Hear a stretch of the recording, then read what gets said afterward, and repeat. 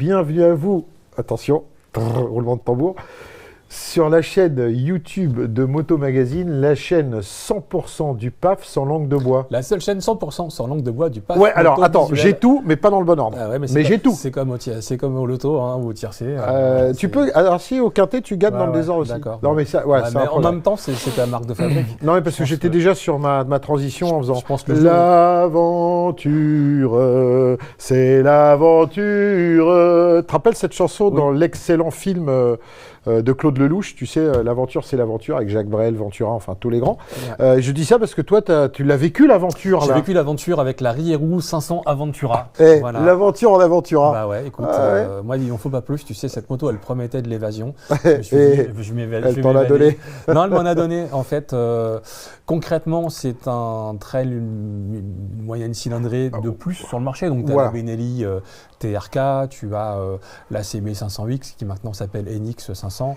On a des arrivées menaçantes de la nouvelle Himalayan et la CF Moto 450 MT. Donc d'ailleurs, je pense que ça mériterait un joli comparo parce que sur des tarifs bien placés, tu as des vraies motos pour faire des trucs. Alors, des vraies motos, attention. Toi, tu le dis parce que tu as roulé avec et tout, mais à la base, il faut quand même un peu expliquer ce qu'est Rierou. C'est une marque espagnole, effectivement, qui est vieille de plusieurs décennies, une marque importante sur le marché local.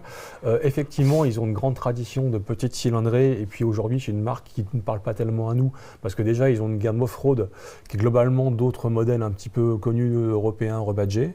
Et puis, ils sont aussi très présents sur le marché, je dirais, des minots, tu vois, le 50 et le 125. Ouais, moi, je connais typiquement le 50 à boîte, le supermotard, etc. C'est une marque qui est connue là-dessus. Je pense qu'ils se sont dit, le segment du trail est vraiment à la mode. Il nous faut un truc, au moins un mid-size. Je pense qu'ils n'avaient pas forcément les moyens de le développer en interne. Et donc, globalement, ils sont allés faire leur marché en Chine. Ils sont allés chercher une moto qu'on ne connaissait pas chez nous, donc la Enjiang 500 GS ADV. Comme ça, tout le monde est content, tu vois, voilà. Qui est un truc effectivement chinois. Et on va dire les choses telles qu'elles sont. Ils se sont contentés très simplement de la rebadger. Voilà, sans trop se faire chier, au point que l'autocollant Rierou, il était même collé de travers sur l'avant de ma moto. S'ils sortent du conteneur, bam, suivante, bam, suivante. Non mais c'est un peu ça. Donc le moteur, c'est un ex-moteur qui est dans la licence est tombé dans le moteur, c'est le fameux grand Ikea chinois de la moto, c'est-à-dire ils ont des étagères et tu as 3-4 trucs et à un moment tu t'assembles. Donc on ne saura jamais s'ils l'ont chouré, s'ils ont copié, s'ils ont acheté les droits, ça c'est le grand mystère.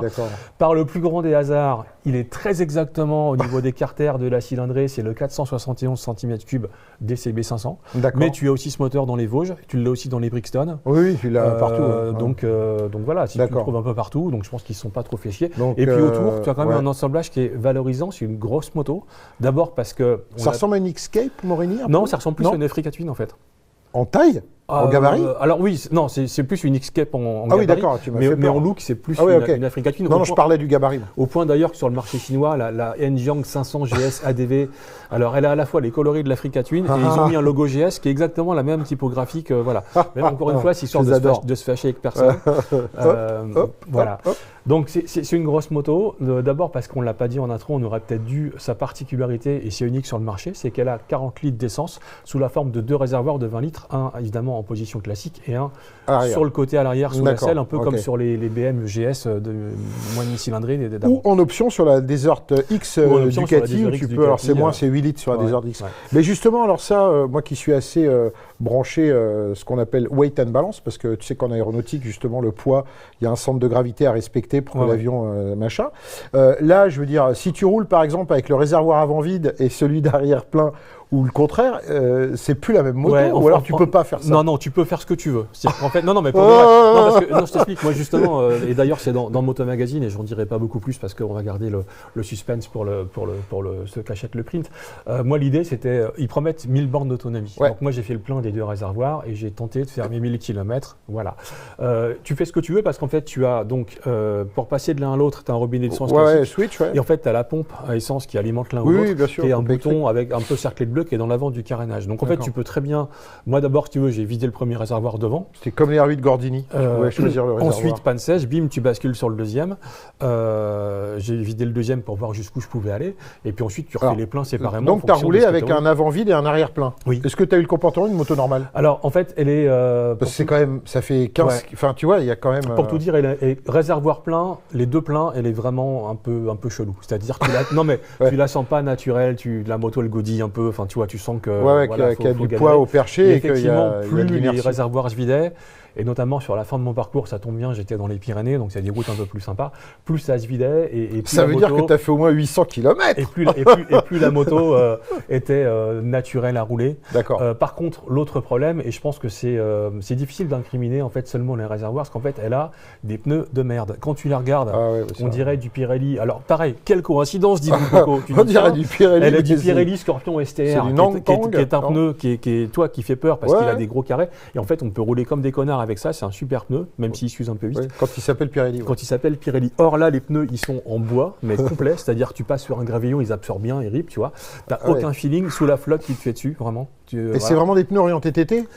Ils ont ce dessin de Scorpion STR, tu vois, donc ils sont assez TT quand même. D'accord. Et par contre, ils sont sous le mouillé donc avec moi, les 40 litres. je changerais déjà les pneus directs, et une fois que des bons pneus, tu te dis, tiens, comment se comporte la moto? Parce qu'ils sont vraiment, la carcasse est super rigide, t'as pas de feeling, t'as pas beaucoup de grip sur le mouillé, donc voilà. Donc si j'ai bien compris, ils ont fait ça pour dire, voilà, on a une moto de baroudeur capable de faire 1000 km, puisque c'est ce qu'ils annoncent. Oui. C'est ça, en fait, l'argument commercial de cette moto. L'argument, c'est ça. Juste là. Après, moi qui ai pas parce mal que le voyagé, réseau, c'est quoi le réseau? Le réseau Rio Rouge, je le connais pas parce qu'en fait, comme c'est des motos qui s'adressent à... Elles sont pas dans notre univers, en fait, tu vois, c'est des motos de gamins. Mais ils vont s'appuyer sur quel réseau? Parce que le réseau Rio Rouge, il y en a.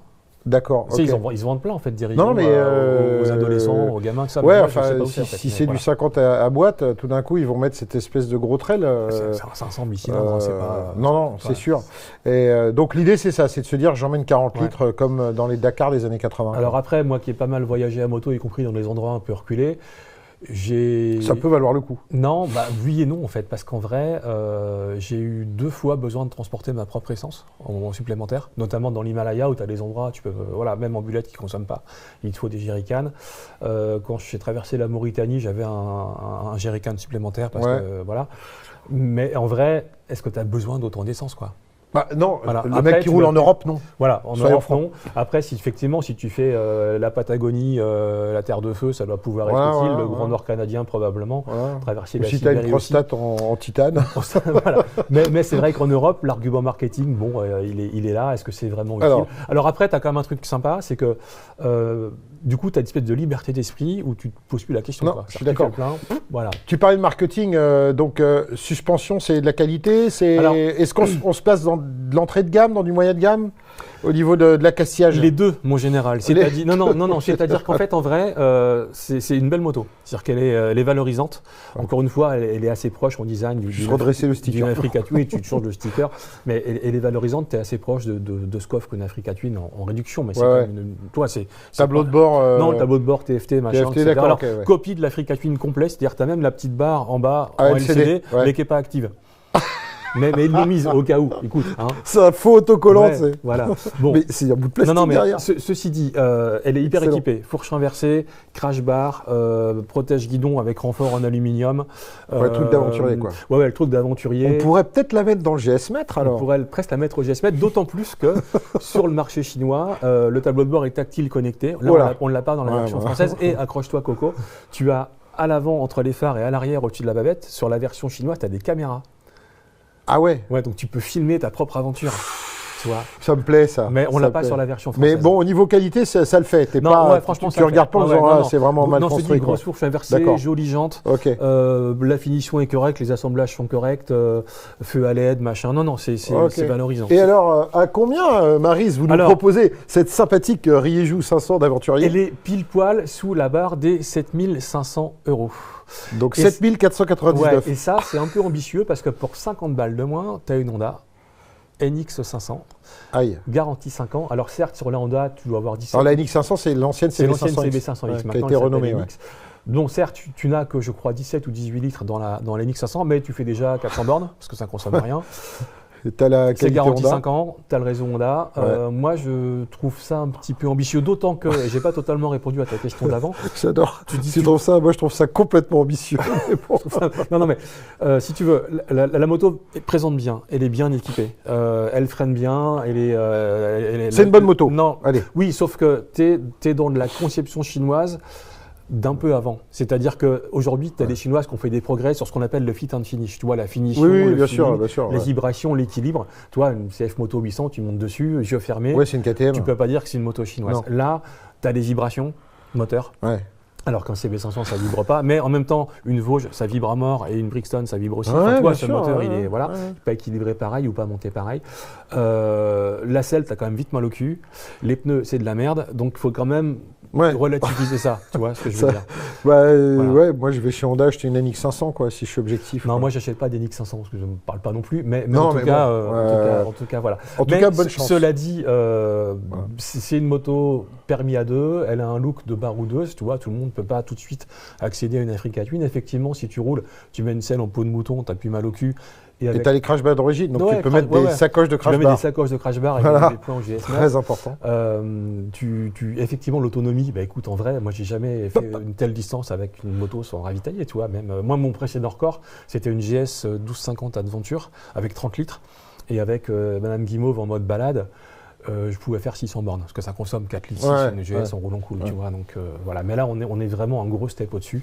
Donc toi, tous ceux qui avaient des Golf GTD ou des Mercedes Mazout et qui partaient au Portugal sans faire le plein, ça va leur rappeler des souvenirs. Voilà.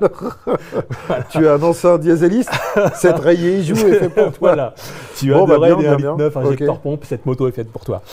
Voilà ce que je peux dire. En tout cas, écoute, nouvel acteur sur le marché. Ça sera un bon comparo, ça va te retrouver une bonne vieille Golf. Si quelqu'un de vous a une Golf GTD qui annonçait 1000 bornes d'autonomie, on pourrait faire un truc rigolo avec l'arrière-roue. Ou une Xantia diesel, enfin un truc. Ou une Xantia diesel, c'est ça, voilà. Pas mal. Écoute, nouvel acteur sur le monde de la moto, le trail a le vent en poupe, un mid-size accessible à tous, une moto plutôt valorisante, pas dénuée de défauts, mais elle a malgré tout des atouts. Voilà ce que je peux te dire. La suite est le récit du voyage dans le Motomag numéro 405 en kiosque qu'il faut acheter parce que, figure-toi, il faut soutenir la presse. Ouais, et dépêchez-vous parce qu'il ne va plus être en kiosque très longtemps. Ah oui, ça c'est vrai. Ouais. Oui, ça fait déjà 15 jours. Sinon, tu l'achètes sur eBay, moins cher. Ah bon, ça se fait ça? Ah oui, il y a un mec qui l'a lu, qui le revendra pour 3 balles, tu sais, c'est ça le capitalisme. Ouais. Bon, en tout cas, on vous dit à bientôt pour d'autres essais sur Moto Magazine. On est prudent, Henri Hierou ou entre autres choses. Bisous sur le casque et à très bientôt sur la chaîne.